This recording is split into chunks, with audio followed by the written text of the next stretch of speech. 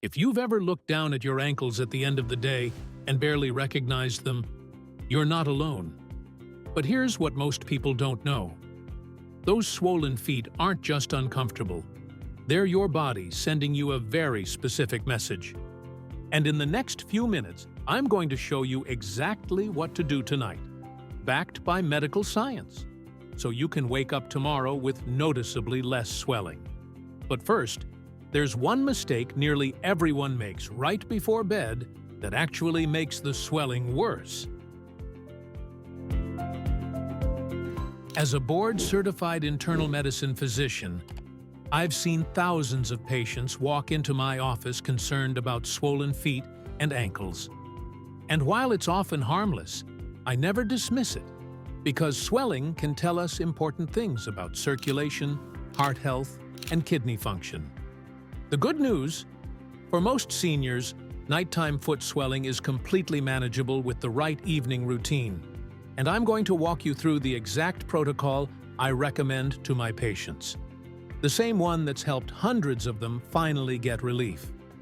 But here's the thing most doctors don't tell you. The number one mistake? Sitting or standing all evening with your feet down. I know, you're tired after dinner, you want to relax on the couch and watch TV. But gravity is working against you every single minute. Your feet are below your heart. Think of it this way. Your heart is an incredible pump, but by the end of the day, it needs a little help getting fluid back up from your feet. When you keep your feet down all evening, that fluid just pools there, making the swelling even worse overnight.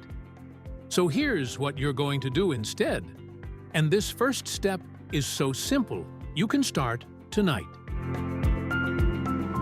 Step 1. Elevate your feet above heart level for at least 30 minutes before bed. Not just propped on an ottoman. That's not high enough. I mean really elevated, using 2 to 3 pillows under your calves and feet. Here's the science. When your feet are above your heart, you're using gravity to your advantage. The lymphatic fluid that's been pooling in your ankles all day can finally drain back toward your core. Patients tell me they can actually feel the difference within 15 to 20 minutes. But elevation alone isn't enough. There's a second step that multiplies the effect, and it involves something you probably already have in your bathroom. Step 2. A warm Epsom salt foot soak, 15 to 20 minutes, right before elevation. Now, I know what you're thinking. Won't salt make swelling worse? That's a great question. When you eat too much salt, yes, it causes water retention. But Epsom salt isn't regular table salt. It's magnesium sulfate, and when you soak your feet in it, the magnesium actually gets absorbed through your skin. Here's why that matters. Magnesium helps reduce inflammation and improves circulation. The warm water also dilates your blood vessels, encouraging better flow. Together, they create the perfect environment for reducing swelling. Use about half a cup of Epsom salt in a basin of warm, not hot, water. While you're soaking, this is the perfect time to do the next technique, which targets something most people completely overlook. Step 3. Ankle pumps and circles while you soak. Your calf muscles are called your second heart for a reason. They act like a pump to push blood and fluid back up your legs. But after a full day of walking, standing, or even sitting, those muscles get tight and stop pumping efficiently. Here's the simple routine. Point your toes forward, then flex them back toward you, 10 times each foot. Make slow circles with your ankles, 10 clockwise, 10 counterclockwise. Repeat this sequence 3 times. This takes maybe 3 minutes total, but it activates that muscle pump and gets fluid moving. Patients tell me this is when they really start to feel the tightness releasing. Now, after your soak and exercises, you're ready for the elevation I mentioned earlier. But there's one more thing you need to do while you're elevated, and this one is crucial. for overnight results. Step 4. Strategic compression and sleep positioning. After you've elevated your feet for 30 minutes, here's what I recommend for overnight. First, if your swelling is moderate to severe, consider wearing compression socks to bed. Now, these aren't the super tight medical-grade ones. Those are usually too much for sleeping.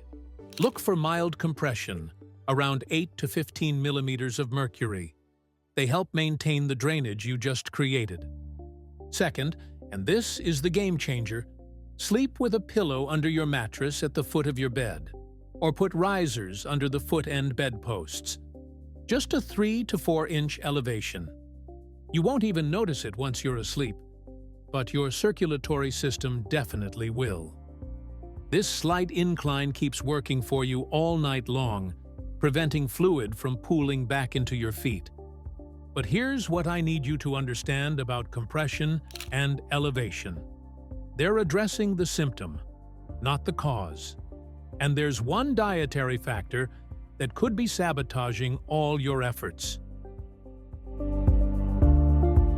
Let's talk about sodium, because this is where I see most people unknowingly working against themselves.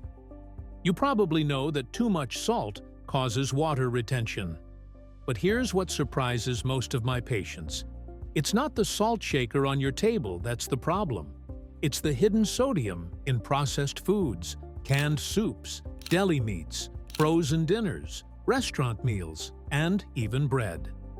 The average American consumes about 3,400 milligrams of sodium daily. The recommendation for seniors, especially those with swelling, around 1,500 to 2,000 milligrams. Here's my simple evening rule. After 5 p.m., stick to fresh, whole foods. If it comes in a package with more than 200 milligrams of sodium per serving, skip it for dinner. Just this one change, reducing evening sodium, can dramatically reduce how swollen your feet are the next morning. Now, there's one more element to this nighttime routine that ties everything together. And it's about what you drink before bed. Here's something that confuses people. If I'm retaining water, shouldn't I drink less water? Actually, the opposite is true.